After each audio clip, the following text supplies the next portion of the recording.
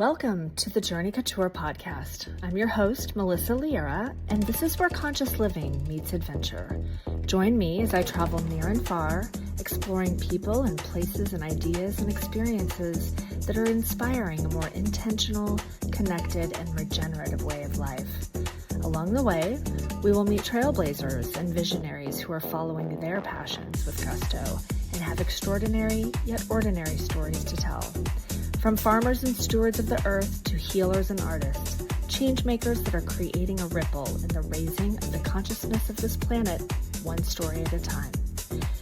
And if you have an epic story you want to tell and are interested in being part of the Journey Couture podcast, I'm taking the show on the road and would love to hear from you. All right, enjoy the show. Hi, welcome to this very special podcast episode. A few months ago, I had the opportunity to spend time at one of the most remarkable places I've ever visited, the Kona Cloud Forest Sanctuary on the Big Island of Hawaii. As someone deeply passionate about regenerative agriculture and medicinal plants and the relationship between people and nature, this place completely captured my heart. And today, I'm going to take you there with me. Please enjoy this show and visit the show notes afterwards with all of the links because there is some really good stuff happening here. Hi. Hi. How are you? I am so good.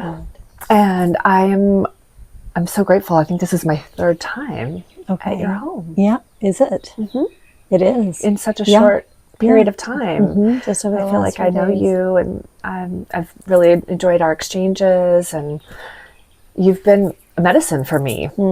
Thank you. And what I wanted to do in recording with you today was taking some time for you to share your family's legacy. Yeah. This is a legacy, and I am in awe. First I was like, I'm impressed, but that's too much of a 3D kind of matrix word of like, I'm impressed of you. But what you and your family are doing for the earth and the people that live on this island, but it reaches much farther than that, because I'm going to take this back and I want to share it with everyone. Absolutely, yes. This is a miracle. What you all are. Well, it's everybody makes a difference, right? And we are just another ordinary legend. We're just ordinary people leading from our hearts, doing something that feels purposeful and is of good for our community, and for, we're planting seeds in every heart that visits, and whatever happens with those seeds, however long it takes for them to germinate and crack open something new to bloom, that's our intention. Really connecting people back to nature, and which is the true essence of who they are, right? We're all interconnected. We're connected with all of these beautiful native ohia trees that we're surrounded by. So really my father was the one who inspired the vision to reforest the section of the sanctuary where we do our mindful eco tours, and he started doing those over 35 years ago. And so when we about 4 years ago, when my son Drew and his partner Brooke and I decided to take over so that my dad could retire, that was when we were we just went into the forest, and we knew that we were here to carry on something very special, but we weren't exactly sure at the time what our role should be. We thought, are we here to protect the forest? Is it, what does the forest want? So we decided that the forest would always have a seat at the table. I love that. Yeah. And so when we went into the forest and we meditated on it, the forest really spoke to all of us, and we all got the same download. And that was, we don't need you to protect us. We want you to be a voice for us.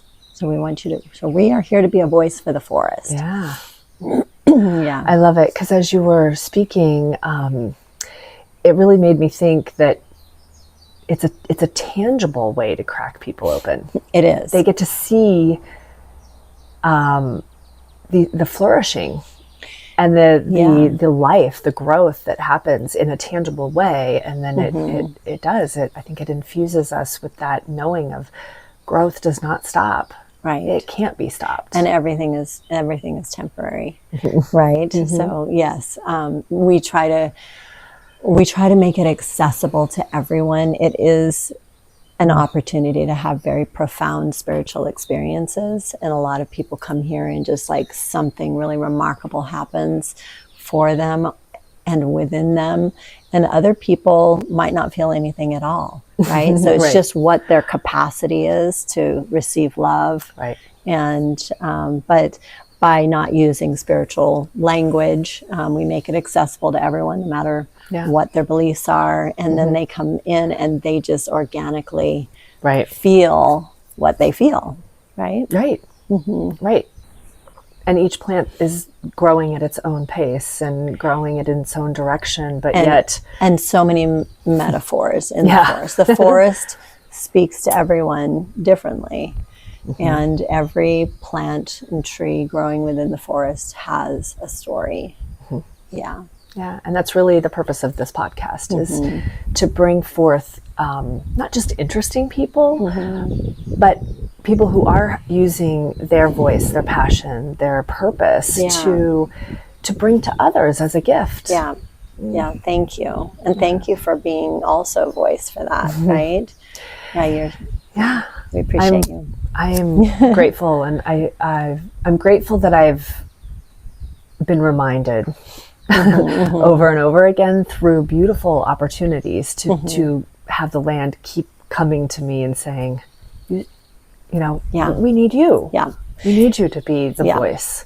The beautiful thing that it reminds me of is that my father, one of the things that inspired him originally was when in his 20s, he worked for Peace Corps and other nonprofit organizations. And he went around to these little villages all over the world and tropical regions. And he'd sleep in hammocks for weeks, and he'd teach them how to be self-sustainable through agriculture, or he'd identify what kind of disease their crop might have, or how they could how they could market what they already have. And one of the things that he discovered, as he was doing that, he witnessed a lot of deforestation that was already happening way back then in the 60s and early 70s, and there was no way to share it. There was no social media, so he was on the forefront of that environmental conversation, but he didn't know how to share that. So he, as a professor, when he later became a professor at the University of Hawaii, he started with his students. Yeah. And he started with he started writing a lot of articles. He's been writing a weekly article in our local newspaper for the last over 25 years. And he started sharing. Right. So it's so beautiful that now there's so many other platforms available to spread the word faster. What's wider. Is his article online that people can access? Yeah, it's through West Hawaii Today and the Hawaii Tribune, and it's the garden article, the garden section. And his name is? Norman Bizona, Professor Norman Bizona. Yeah. And Norman started the Cloud Forest Sanctuary. Yes. I would love for you to share that story. So, why don't you introduce yourself and then tell us the story of Norman and the sanctuary? Okay. Great, I would love to. So I'm Nadara Rose, and I'm Norman Bizona's daughter. And Norman, just going back to a little fun fact about what really inspired him. He grew up in Portland, Oregon, and when he was about 10 years old, 11 years old, his mom got a job in Okinawa, and so she left him with her parents, and she went to Okinawa and she got all settled. And then she sent a telegram and said, please put my son on this boat and send him to Okinawa. And so he, at a very young age, with no cell phone, no way to be in touch with family or anything, he took 2 houseplants and a journal, hopped bravely on a boat, and it took a month to get from the United States to Okinawa. And when he got there, it was like tropical everything and palm trees, and he fell in love with it immediately. And he started reading books like Tarzan and Swiss Family Robinson, and he started painting and drawing pictures of palm trees. And he's a great example of the power of manifestation, because at that young age, he just knew that he wanted to. He knew that he wanted to originally his dream was to have an island of his own with all his favorite animals and all his favorite people. And so as time went on, he eventually did find this property in 1982, and it was deforested. It was a remnant of the Hawai'i Ranch, which at its prime was about 80,000 acres. It had been, much of this side of the island had been deforested for the cattle ranching industry in the 1800s. Okay. And so about 50 miles of an originally the cloud forest extended about 100 miles on this side of the island, and about 50 miles of it got deforested for cattle ranching. So this was a remnant of that, and it was damaged by pigs and cattle. And he thought, wow, this is a great opportunity to reforest, demonstrate that we can reforest in a relatively short period of time. And his intention was really to bring back the watershed. So as quickly as possible, how do we bring back the watershed? By choosing, intentionally selecting trees, canopy trees that will grow quickly, shade out the grasses, then plant the subcanopy. And so these are the native, most abundant native tree in Hawaii, the ohia lehua trees. Yeah. They grow very, very slow, and they're very resilient, and they're the most abundant tree on the island. However, because they grow so slow, these are hundreds of years old, he selected other trees that would grow quickly. And which are a combination of trees from around the world. There's some eucalyptus. There's 4 different varieties of eucalyptus, actually, and then there's some blue marble trees. Those are probably primarily the ones that he used for the reforestation, because they, in this environment, they were very thick and when they were small, and then as they mature they get tall and they let in a lot more light. So in the beginning they shade things out, and then they open up the forest for more light to come in. So so that's kind of how it got started. And then 40 years later, we have a thriving cloud forest ecosystem where we can educate people on the importance of protecting this ecosystem. We can teach what's the difference between a cloud forest and a rainforest, and how does it impact our community down below? What are the human impacts that are threatening it? And just inspire people to care for this ecosystem, as well as all the natural spaces that are surrounding their own homes, that, you know, and wherever they come from around the world. Oh, wait till you see this forest. I just could not get over the fact that what is happening in there, and it's happening a lot of places on the island, but that it's a baby. Right. I assumed when I went in there, I was like, that this was just hundreds of years old, that it had been here for centuries. Right. Like rainforests to me seem so old. Right. But because they're dense and they're thick, and this must have taken forever. Right. But the fact that this one has grown to a full grown cloud forest in 40 years. Yes. So this forest is only 40 years, whereas it's the only cloud forest, tropical cloud forest in the United States. So you'd have to go to Puerto Rico or Costa Rica, and those are thousands of years old. So they look really different, you know. And so this is a very unique and rare ecosystem. It's very different from the rainforests on the other side of the island, which are more at sea level and lower elevations. So very different things grow up here. Can you explain what is the difference between a rainforest and a cloud forest? Yeah, absolutely. Some of the main differences between a rainforest and a cloud forest: a rainforest is usually at lower elevation, always at lower elevation. Cloud forests usually start at about 2,500 foot elevation, and here in Hawaii go up to about 5,000 foot elevation, but in some parts of the world go up to 8,000, 9,000 foot elevation. So they're higher elevation. But one of the most interesting things about the difference between a cloud forest and a rainforest is that if you cut down all the trees in a rainforest, it will still rain there. You'll still get the same amount of rain. In a cloud forest, if you cut down all the trees, you'll get a fraction of the moisture and the water, because what happens is, as it heats up down below on the hot lava, it rises and pulls the water from the ocean, and then it has to find trees to condense on. Otherwise, it'll just pass right on by. once it condenses, then it creates the clouds. And then the other difference between a cloud forest and a rainforest is that a cloud forest typically gets about half as much. Like the other side of the island gets about 160 inches of rain a year. Okay. In the cloud forest, we get about 80 inches of rain, and then down at the coastline, about 40 inches of rain. So most of the moisture up in the cloud forest here comes from horizontal precipitation versus vertical. Wow. Yeah. So the little droplets of water that's, just dropping from the canopy of the trees. And I mean, it really is magic. Yeah. Yeah. You know, it's magic all around us. Like, we can all make a difference. And this was just our family's way of contributing to good in the world. Yeah. Yeah.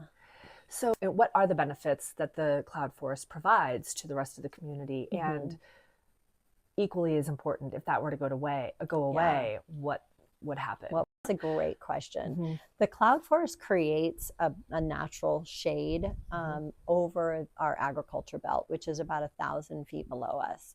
So we are, because of the clouds, right? So during when it heats up and the clouds are created, usually in the middle of the day, the mid-afternoon, you have a nice shade cover over our whole coffee industry. And so coffee trees need to have shade. If we didn't have the cloud forest, then you would have to put man-made shade over the trees, over the coffee trees. So the Kona coffee would not exist. Exactly. Yeah. We have to have the cloud forest for the coffee industry to thrive. So that's one of the big things. And then also it provides, through the aquifer, provides water to the hotels and restaurants and residences down below.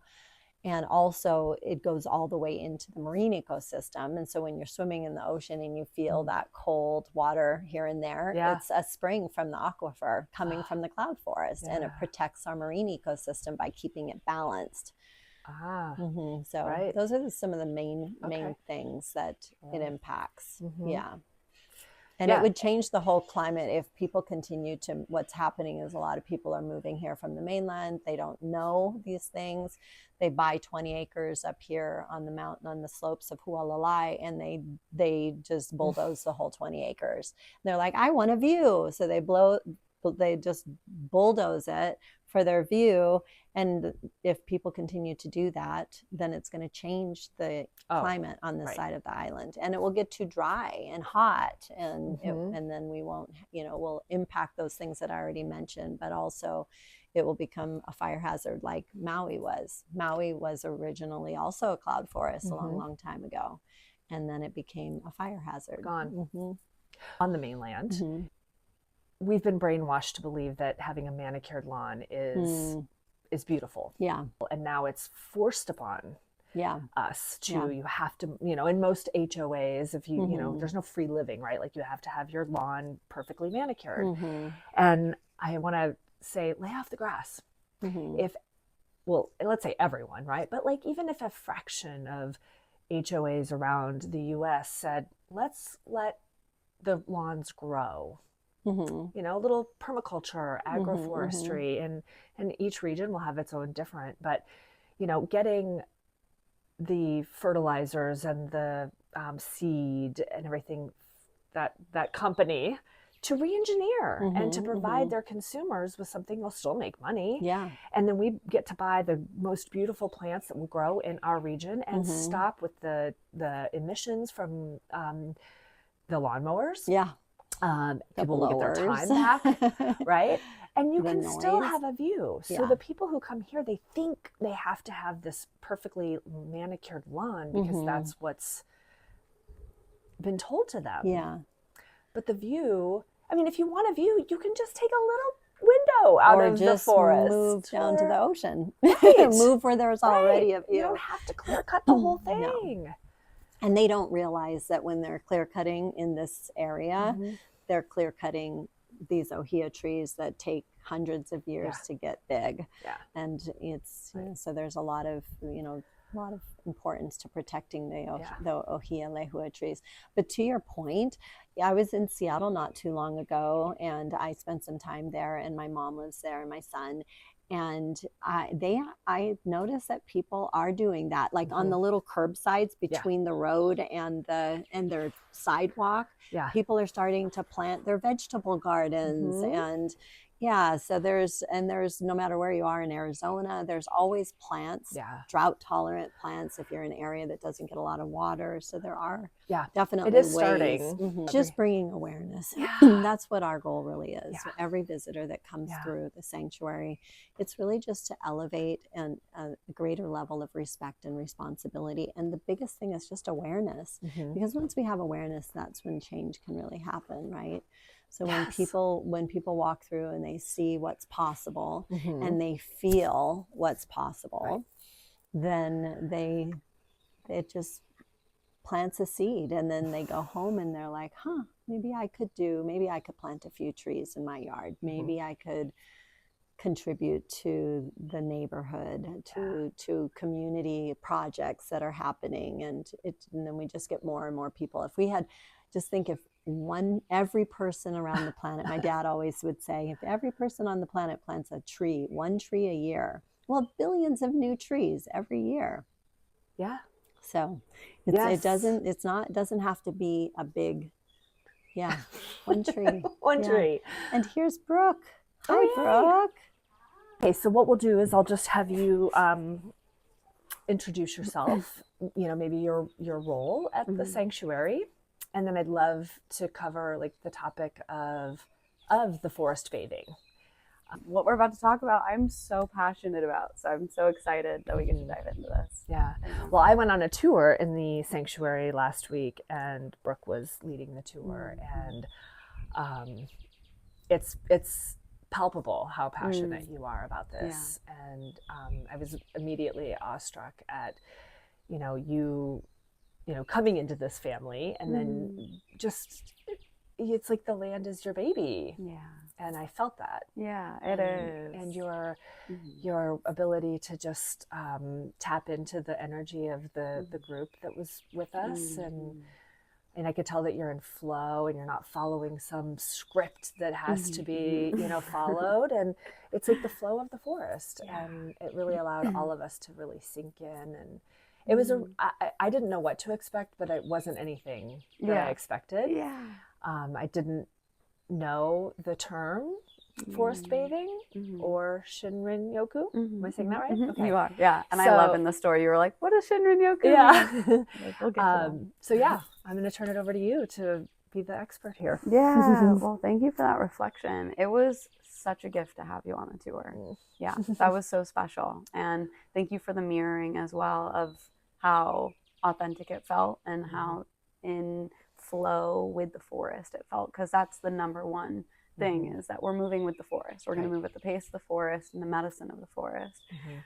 But to introduce myself, I just realized I didn't do that yet. My name's Brooke Olenski. And when you spoke to how it feels like, even though I've come into the family, this is my own baby. And it really feels like myself, Drew, my partner, and Nadara, my mother-in-law, who, the connection there, we are almost like this divine triangle of creation. Like it's as if it's this soul contract that we're meant to be working together and co-creating together and stewarding this land together. It is, it gives me goosebumps every time I think about it. And when we talk about Nadara's story and how you were just interviewing her and her whole journey of helping her dad here on this land when she was 18, 19, 20, and had this vision of how she wanted to be stewarding this land because she knew that this was a gathering place to help heal the world. And she didn't know what that was going to look like yet. But little did she know it was going to have to take her birthing a son, that son growing into a grown man, calling in his partner. And then that's the creation of us three. So it took patience and presence and just holding that vision for her. And I really feel like that magnetized us into a mission that's greater than us. Like it's greater than just myself. And it's a legacy that I get to be a part of the multi-generational stewardship of, that's just going to continue on. And it's so humbling to really reflect on what stewardship means in that way. And so when we talk about the healing benefits our mission here at the sanctuary is connecting humanity back to nature. And that's part of that is really rooted in mine and Drew's experience of where we were in our career before coming here. We both met working in the sciences. We were both working for NOAA, so like NOAA, like NASA, but for the ocean. And we, working with scientists, realized that there is such a deep passion for connecting to nature and stewarding the earth, but there's a disconnect. And the disconnect comes with the lack of just connecting with the natural environment. So if I'm a scientist and I'm giving a presentation on why it's important to protect this certain algae, the people you're presenting to, they will be like, oh, wow, that's fascinating for the time of the presentation. Maybe it lingers with them after, but give it a week and they're over it, you know? And it's because no one formed a tangible connection, their own heart connection that changed their personal life. And so we've realized that when you connect is when you care. And when you connect is when you care to make a difference, and you care to bring that home to wherever you live. And when we look really on the deeper part of it, we create these experiences, we continue the tours that Grandpa has created, because it really started with him showing his reforestation project and his mission of connecting people back to nature. And his whole mission has always been, if every person planted one tree, we could reforest the world in our lifetime, right? So that's what people think they're coming for, is they're coming for an ecological tour of connecting to nature. But really the deeper thing we're hitting is like, well, you are nature. And so there's this bridge that just naturally, intrinsically forms when you spend time in nature. And that's where we get into the healing benefits of nature. That when we restore nature, when we have healthy forests, we have healthy people, just intrinsically. And when we have healthy people, intrinsically, we have healthy environments, because people know that it's this cyclical, this relationship that we have. And so that's what we're really here to, just to reconnect. And that nature is the medicine, nature is the doctor. So our role is just to help build that bridge. So you come, we build the bridge, we help you walk across that bridge, and then we get to step back and let that connection be formed. And I always like to share in the forest bathing journey that because we are nature is truly the most incredible natural sound bath. It's the most harmonious environment on earth you can ever immerse yourself in. So when you think about even going to the like near infrared light saunas or like these amazing vibrational healing devices, yes, I'm such an advocate for those things. But if you want to just experience potent frequency healing, go lay your body on the earth. You know, it's like just be there. Find a local park. It doesn't have to be a rainforest. It doesn't even have to be a big experience. Like the earth is the earth. The earth is the earth. And it's the most harmonious frequencies. And it's not just sound. It's not just the song of the birds or the sound of the wind. It's literally every sensory system of our body is biologically designed to soften in nature. So just by looking at the colors, just by seeing the fractal patterns, just by touching the earth, just by smelling the air, just by listening to the sounds, tasting the medicine, the teas or whatever food you're eating, every aspect of how we even just interact with nature, we are biologically designed to soften because we are nature. I always say, like, plants saved my life. Plants saved my life, and with each evolution and growth or season that I flourish more, I have this now sense of like making love to life. Because it has taught me that like I can, well, all of our food should be coming from real plants. Right. It can be medicine and food all comes from this. And just a quick fact that I heard, I don't know if it's true still, but it's, you know, that there was a study done, and the largest amount of mass on this planet is biomass, is plants. But I when you said, you know, getting on the ground, lately I've been like, even if I just get on the ground, I'm like, oh, I can smell the dirt. You know, hopefully there's no pesticides. But like just to imagine because everywhere under every piece of earth are the insects, worms, whatever is happening down there. There is movement. Yeah. And if you just get quiet enough, you can hear, you know, that and even if you can't hear it, you know it's there. I mean, just take a little scoop and you can see there's life happening right underneath micro you. And the and so it's almost like this little mini, for me, I envision like a, not like acupuncture, but like a little stimulation coming from the earth. Yes. Have you seen or heard of the Earthing movie? Yeah. So I recently, it popped up on my purview and I was like, I'm going to go to Hawaiian ground. Yes. You know, walk around in the forest. That documentary is so profound. Yeah. If anyone hasn't watched it, it's so incredible because this man who rediscovers what's already indigenously known is that just by putting your body, your bare body on the earth, you are connecting to the electromagnetic frequency of the earth. And where do people think electricity comes from? Exactly.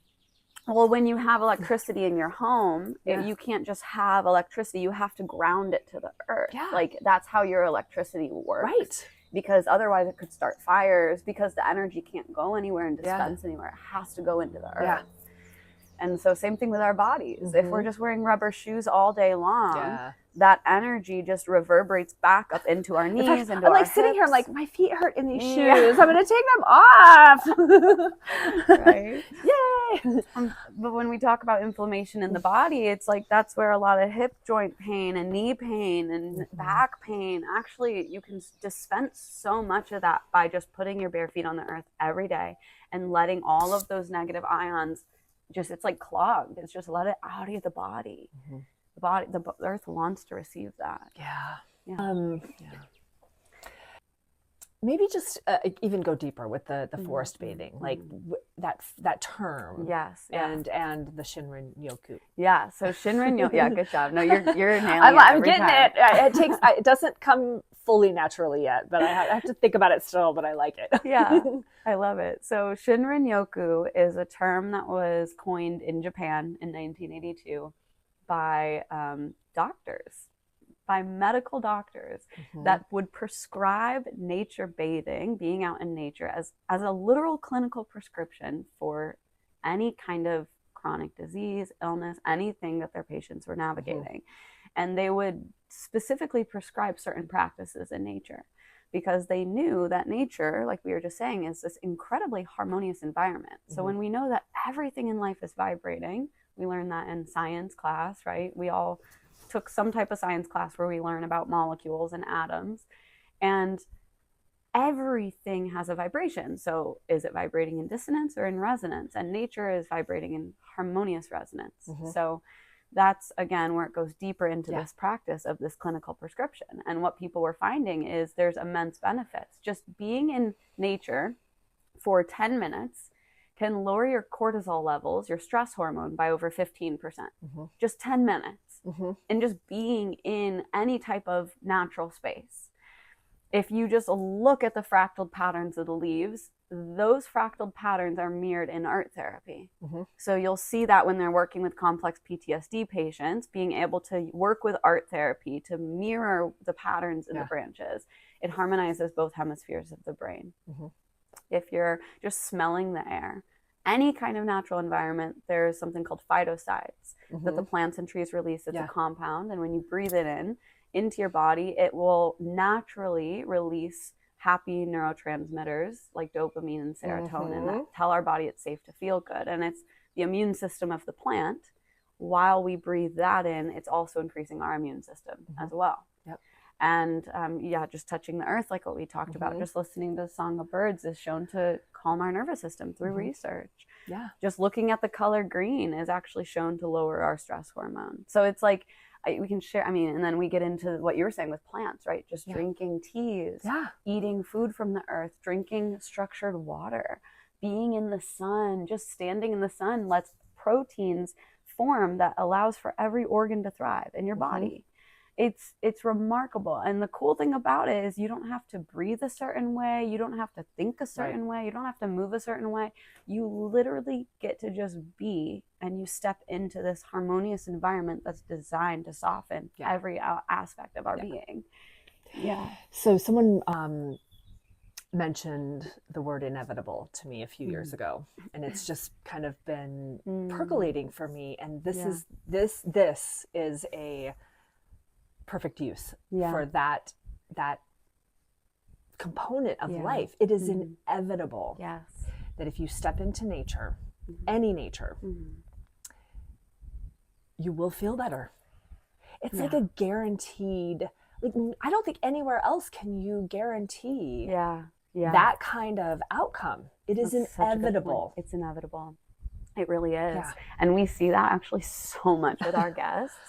So what we offer here and what we create is these guided experiences that let us form these different bridges of connection to nature. And really the ultimate result is what we're speaking about right now, is just this time in nature to slow down and regulate and come into that present moment. And we open up into that inevitable sense of harmony and resonance. And guests will come from all over the world that don't even have any relationship to nature, or so-called, right? Everything's nature, but that they don't know their relationship with natural environments. They don't like nature. They'll have all these narratives of, I don't like jungles, I don't like forests, everything grows me out. I come from the middle of a city and I've never even been to a forest before, right? And there's this preconceived notion of what they have about nature. And when we create this guided journey through the forest, by the end of it, by the middle to end, they're crying, they're opening up, they're moved, they're inspired. Oh my God, what? I need to go home and find a park. I need to find something. And so it's inevitable. It's like, just give yourself 10 minutes to just be in a natural environment. And I can guarantee you're going to feel a difference. So one of the things that I loved about this tour is you're just kind of prompting, you're opening up ideas for people to get in touch with nature, because if you don't have a relationship with it, you don't sometimes even know where to start. It's like dating, like, I don't even know anything about this, and swipe, you know, right? But you prompt like little just hints and clues as to, like, go touch the tree, feel the texture, listen to the sound, because if you don't know where to start, you don't have that that relationship yet, you're just giving some beautiful little hints, and you can't help but be activated in some way. Even if you do have a relationship. I do have a relationship, and I still had such a profound experience there, because I was thinking about it differently, like, oh, I'm bathing in here, like, it's literally washing over me, through me, around me, and I can feel it. So it was just, like giving them some tools that they can take back, that is easy to do anywhere. If you're driving by a park and you're like, oh, there's a tree, I can go hug it. Like, even if you just think about it, right? There's a connection there, like, hey, tree, right? Like, every time I pull up to a stop sign now, I'm like, oh, there's a tree shading me, thanks. It's a newfound sense of awareness of the environment. And when we form that connection, you have a whole new just perspective, or a sense of respect or gratitude. And those prompts are so important. And that's why we really advocate for guided experiences. To share a little bit of my background as well, I'm a trained somatic facilitator. I guide the sound bath experiences, yoga facilitator, health and wellness life coach, and and I really have found that the guided practice, even if it's just a little bit, gives whoever is being guided the opportunity to just surrender. And when we have the opportunity to just surrender and trust that what we're being guided into is something that we can soften into, there's a whole deeper found sense of connection there, because you're not thinking about it. You don't have to like process, like, should I go hug that tree now? Should I go do this? Right. What are the different ways? It's just like, okay, I'm being guided. And not to say that that's like how it has to go, but there's just such a quick connection and a gift that can come with those new prompts that can be brought forward. And it's just little ideas, suggestions, invitations to to get to it. Because most people, I mean, even if you do have a relationship, it's like, oh, I'm not going to just go over and start hugging this tree. Some people do, but it's a really beautiful practice. And perhaps we could go on some other time and actually give viewers like the opportunity to witness you in your guided. I would love that. But we're going to see pictures, and I'm going to go over and take some video. Is there anything else you'd like to share? Yeah, I was going to say, just on that point, I think is the most important thing is for anyone who's interested in experiencing the healing benefits of nature, my simple invitation is just focus on the senses. So when you're standing outside, if you can just close your eyes and just smell the air. Do you notice a smell in the air? If you just close your eyes and listen to the sounds, do you notice a bird? Is it over to your right or your left? Like, can you begin to orient yourself and notice more than just like, oh yeah, I hear all these sounds, but like really hone in on the sounds, really hone in on the smell, really hone in on the texture, touching it. Giving yourself the opportunity to come into the senses immediately is the quickest doorway into the body. And it is instant, it's profound. And so it doesn't have to be this big, complicated, connect to your guides and call upon your ancestors and all these things, right? It's like, just tune into a specific sense and spend time with it there, even just a couple moments. And there's a lot that opens up there. And it's actually when we listen to the senses, when we tune into the senses, when you take a moment to smell your food or just taste the tea that you're drinking, that's where we learn to listen to all of life. Listening with the senses is the doorway into the body and the doorway into listening to all of life, coming into the heart, getting downloads, clarity, inspiration. It's all right there in the body. So just tuning into the senses gives us that initial doorway. I mean, and we are nature. So even if you're not, if you're in the middle of the city and there's not one plant around you at all, you know, even for a moment, if you can tap in and try to hear your heart. Right? Exactly. And then imagine what the sound would be like with the blood coming out of it. If you could hear that, oftentimes the only time we pay attention to our heart is if it's beating really fast, and then we're concerned about it. You know, it's like, oh, it's in there. Like hearing the sounds of your own body. Right. And a really simple one too that I always love to invite is just the sensation of your breath. So when you're breathing the air into your nose, just noticing how it tickles your nostrils, or even just the sound of your breath very gently coming in and out. Just noticing that sensation of your own breath in the middle of the city, in the middle of a room, that is nature. It's the easiest way to anchor into the natural rhythms of nature.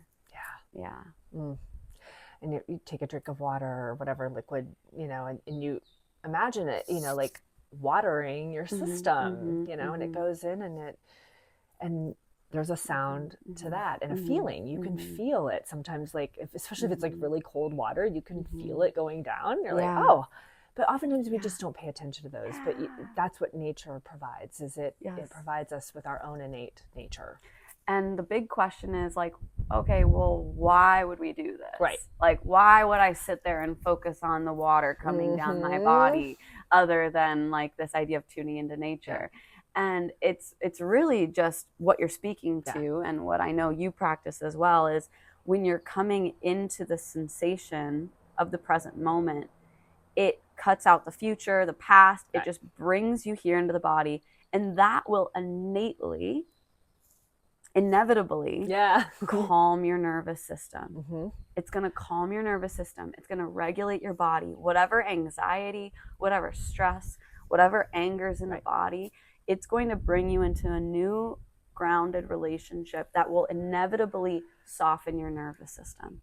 And that's the place of liberty and inner peace that we all want to experience. Whether we know how to name it or not, we all want a found sense of peace. And just focusing on the senses, the sensation of your breath, the water coming through your body, the feeling of your heart, the texture of your hands touching your clothes, that will naturally calm our nervous system. Well, I call it micro meditations. Yes. It's because we don't have time to, I mean, most of us don't, you have to be very conscious in setting aside a time to sit and meditate and get quiet and shut everything else out. And quite frankly, most people don't meditate because they don't have that time and they think that's the way to do it. Yeah. And I personally, this is how I was like, I can even just take a few minutes, and I teach a practice called Ladihan, which is a blindfolded moving meditation. Beautiful. Wow. And for me, that cracked open everything. That even just these micro moments of just shutting my eyes and like feeling around for what I'm doing, you know, like I'm going to do the dishes. I know the soap is around here somewhere, and like being able to, and so again, these micro meditations where it's like, I don't have to sit and get quiet and cross my legs and call in my ancestors. Like you said, I can be in the middle of doing something very important and like, I don't have time in my day, but like for a moment, I'm going to make this meditative for even just a moment. Exactly. And, yes. And it will calm. Yeah. And that's where it becomes, then you start to make love to life, because then the mundane becomes profound. Yes. And maybe it won't happen right away.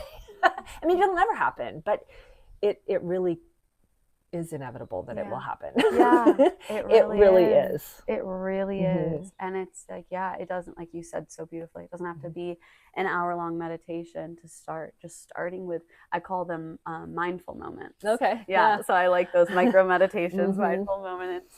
And when we give ourselves that, just starting right there, you don't need anything. You don't have to think a certain way or be prepared or read a certain book, just tuning into the senses.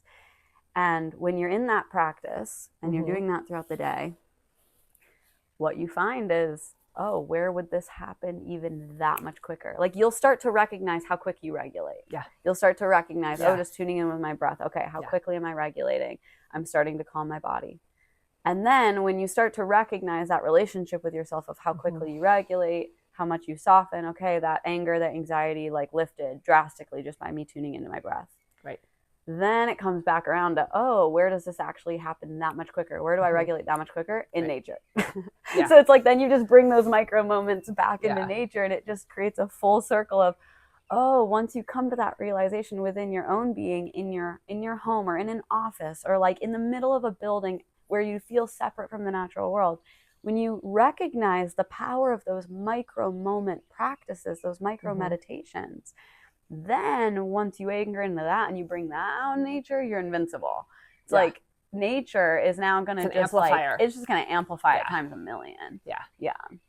I do want to also just say, because this was a challenge of mine for a long time, and I have to believe it's for everyone, is that, you know, we live in a world where you're not going to be in Zen all the time. Yeah. Even if you go out into nature, the minute you leave, it could be 5 minutes before you're back into like, you know, you get a call. And so not taking that as a defeat or a, you know, like, oh, now it's gone. And it's, I won't feel Zen for another, 30 days until I can get back into it. It's natural that it will ebb and flow. Yes.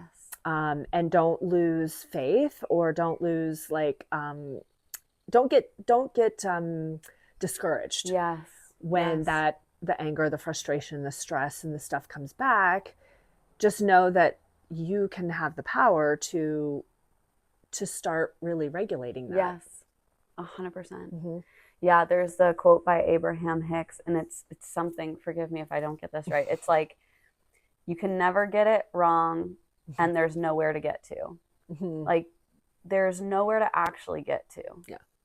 And the same way that the sun rises and then it sets, that darkness comes, but then you trust and know the sun rises again. Yeah. It's not like night stays forever. Right.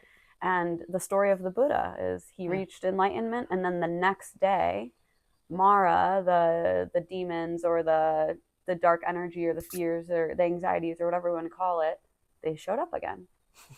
The next day after he reached enlightenment. And so it's not, right? Yeah. I have reached enlightenment like 1,000 times in the last 3 years. And then I'm back in the depths of hell. Like, I'm like, what happened? But we are a cycle. Yeah. Just like nature. And it's because life lives. And it's not about like getting to some peaceful place where our whole reality is internally at peace and nothing's going to disrupt us. It's actually the opposite. It's getting to that place within ourselves where we can repeatedly come home to ourselves. Yeah. And so much so that any of the illusion around us, the contrast, the disruptions, you start to see it that much clearer, as that it's just a part of that, the illusion of this divine illusion of this experience. Yeah. But the more we come back, those micro moments, and we anchor into our heart, there is a profound sense of clarity that when we see those disruptions, when we experience that emotion, we don't attach to it. We don't identify with it. And it's not like we dissociate from it. Right. It's the opposite. You fully feel it. You acknowledge it. Wow, I feel this fear. I feel this anger. I feel this anxiety. And I know that it's just passing through. Yeah. Because I trust and know, like, just these micro moments let me anchor into the truth of my true nature, the truth of who I really am. And everything else just becomes that much clearer that it's just a cloud passing over the sun. Yeah. You know? The clouds. Yeah. Well, I think I'd love to end it on nature. Yeah. And just kind of put a spin on what we've been saying. You know, as I look over here, you know, these plants are growing out of lava rock. Yeah. They're growing out of a piece of rock that doesn't have, you know, necessarily soil and whatnot, but like the plants themselves will find a way. Yeah. They find a way to overcome their obstacles and their challenges. And when we go into the forest and you see them all intermingling and growing under, I actually saw a vine the other day. I took a video of it. It pretzeled around itself. Yeah. It's like, and I was like, is this really real? Was it in the forest over here? On the ground? Yeah. The little infinity? Uh-huh. Yeah. Yeah. That's the banyan tree's roots. And it just, and I kind of lifted it a little bit and I was like, is this really one? And it literally pretzeled in on itself. Created its own little infinity pretzel. Yeah. And so it's like almost doing tricks, like, look what I can do. Look how I can weave but it's myself. sometimes, this tree's in the way, no problem. Yeah. Just go around. The fluidity. Yeah. Yeah. And the tenacity and the growth. And, Yeah. you know, even when you think something might be dead and you chop it down, right? Yeah. If there's roots there, It's can going come to back. keep growing. Mm-hmm. Yeah. I love that. And nature gets to be that mirror to us. Right. Thank you for sharing. You know, there's so many people fighting for the environment and fighting for, you know, all of these different rights and saving us, right? Saving humanity, saving the earth. But it's got this fight energy to it. Yes. And so I've been really thinking, like, how do I create this messaging that's fierce and activist kind of like energy, but not have it be a fight. Yes. And so I was recently introduced to Vandana Shiva, who I talk about incessantly, and she really planted the seed for me that being subversive. And so you have people coming from all around the world that think they're coming on some tourist, you know, like somebody drugged them to it and like, we're going to just check this off the list, right? We got to hit this, we got to hit this, this, and this while we're on the islands. And the way that you are kind of promoting it is like, then you get them out there and you're like, now we're going to sunbathe and we're going to, you know, you're subversively giving them tools that they didn't really believe that they were signing up for. Yes. So do you ever notice that kind of energy? Like, oh, they don't even know what's going to happen to them. Yeah, no, it's definitely a low key. It's a huge gift that we've been able to step into this niche of Hawaii tourism, because a lot of tourist experiences, not to say anything against anything other than just what's been normalized with tourist experiences, is you bring the people in, you kind of herd them in like cattle, and it's this big experience that you just check it off. And we try to keep these intimate, smaller group experiences for the purpose of, okay, you think you're coming up here, but we're actually going to go so deep. We're going to dive into how this forest works. What is a cloud forest? And that's the marketing of it. But it's almost like kind of reels them in, and then it's so much deeper. Yeah. And inevitably, it's so much deeper because when we actually spend time in nature, once we get you here, it's inevitable that you're going to have this opening experience of this connection with nature. So I love what you're saying about how it doesn't need to be a fight. Yeah. Because really, what are people fighting about? People are fighting. They're fighting for peace. They're fighting for and love and harmony. and what they're fighting at is the people that don't get it. Yeah. Right? So it's like, okay, whoever's fighting for something, it's because you're arguing to the other person that doesn't understand it yet. Yeah. But once someone understands, there's not a fight anymore. Right. And to get them to understand, you can't come at it from a fight. Yes, it's got to be an invitation. Yes. Because people want in on the good thing. Yes. Like, oh my God, this thing is so good over here. Like, it feels so yummy and this is amazing. And they're like, I want a piece of that. Yes. And when they see, I call it a ripple effect. Yeah. You know, it's like one person is like, oh, you're different. Mm-hmm. What happened? What are you doing? And it's like, oh, I'm being bathed by nature. Yeah. What? Yeah. And it's like, it's the rippling that we see with plant medicine, for example, right? Or it's the impact of people who were living in a city that were a part of suburbia and just disconnected from indigenous roots and natural practices, that they go and they have a profound healing experience with plant medicine. And then they're like, oh my gosh, indigenous wisdom is the way. Yeah. And now you have this intrinsic connection. So you know, we're not doing that here in the forest, but what we are doing... It's plant medicine without a psychoactive effect. It is. It's a natural plant journey through the healing benefits of nature, and it creates the same harmonious experience that you're like, whoa, I didn't even know this was possible. Yeah. And I'm grateful that people think that it's a tourist experience because it brings people up here that would have never thought to come here otherwise. And then it becomes their favorite thing they've ever done. And not just their favorite thing they've ever done in Hawaii, but we are repeatedly told by our guests over and over again that it is the most transformative experience of their life. And it's something that they remember the whole year, and then they come back to Hawaii again, and this is a top priority for them because it's a safe forest and a guided experience unlike anything they've ever known. Yeah. And it opens their eyes to a whole new way of being. Yeah. Thank you. Thank you for doing what you're doing and for spreading the word and for this podcast and the voice that you share and the perspectives you share and the healing that you've experienced and the way that you ripple that into the world. Yeah. It's profound what you're doing, and I humbly just thank you so much. As a sister of the earth, thank you for what you're doing. You're welcome. Yeah.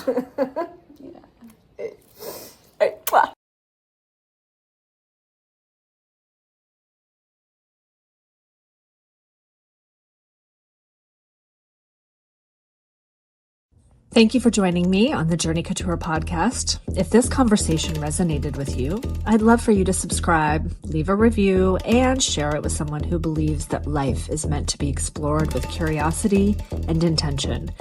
You can find today's resources and connect with me through the links in the show notes. And until next time, keep wandering and wondering and creating your extraordinary journey. Thanks for joining. And for more information, visit us at www.journey-couture.com. Toodles.